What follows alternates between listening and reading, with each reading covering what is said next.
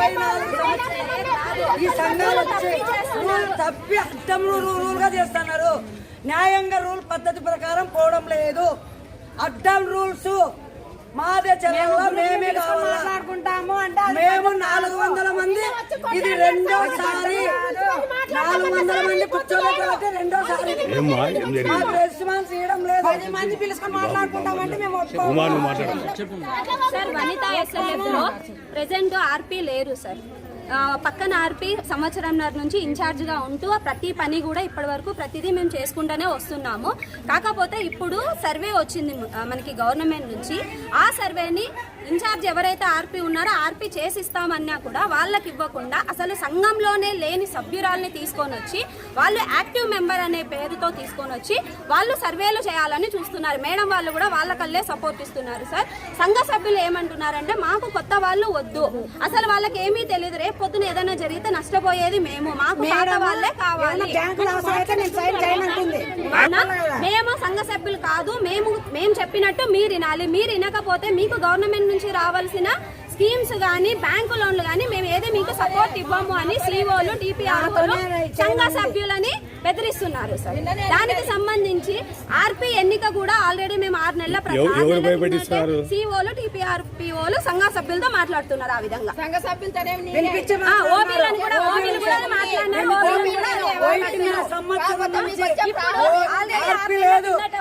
RP ఎన్నిక జరిగింది sir. 6 నెలల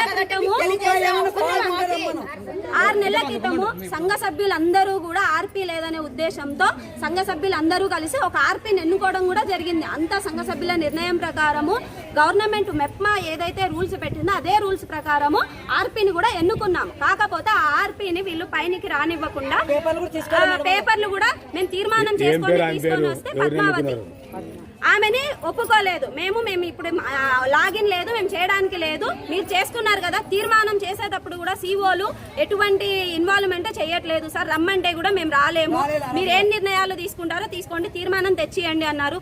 తీర్మానం ఇవ్వడానికి వస్తే కూడా ఓబీలో తీర్మానం తీసుకోలేదు. అప్పటి నుంచి కూడా పక్కన ఏదైతే ఇన్ఛార్జ్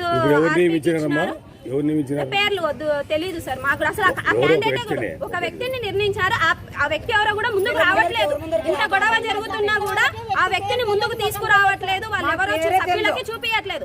సభ్యులు ఎవరో వాళ్ళు ముందుకు రమ్మంటే అవన్నీ మీకు అనవసరము, మేము చేయిస్తున్నాము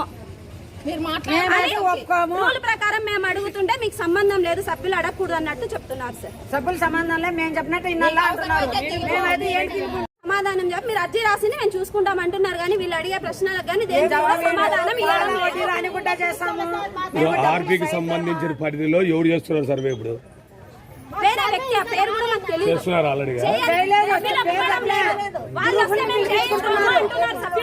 వాళ్ళతో సర్వే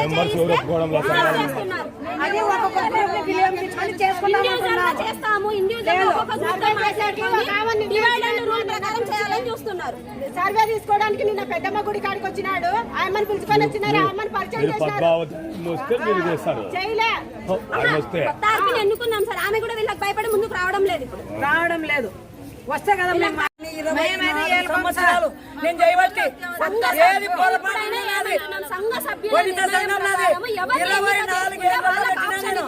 ఈ రోజు వరకు ఇన్ఛార్జ్ గా మేడం వల్ల చెప్పినారు చేయమని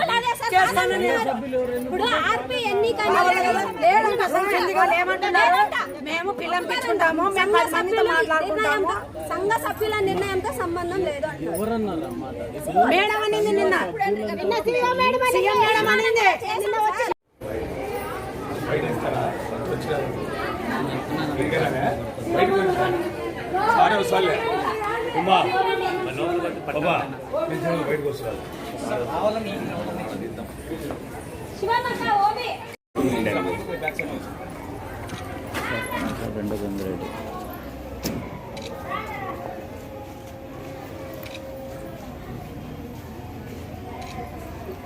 ఎవరు మాట్లాడరా? సార్ విషయం చేయాలి కదా, ఊరికి గమనిస్తారు.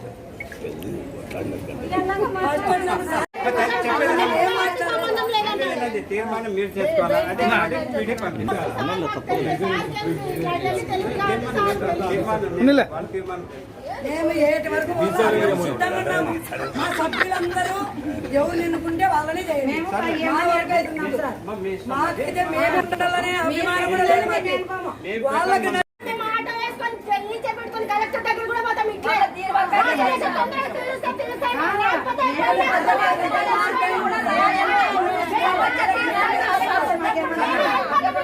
ఇచ్చారు కదా.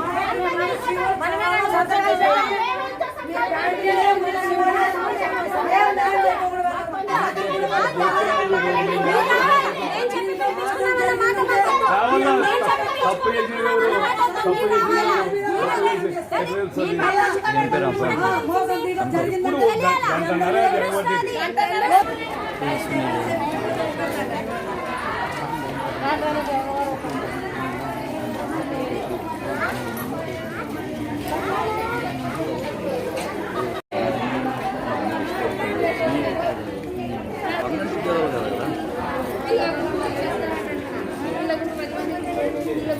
మమ్మల్ని సహాయిస్తే మేము మాకొద్దు ఆయనే కావాలి.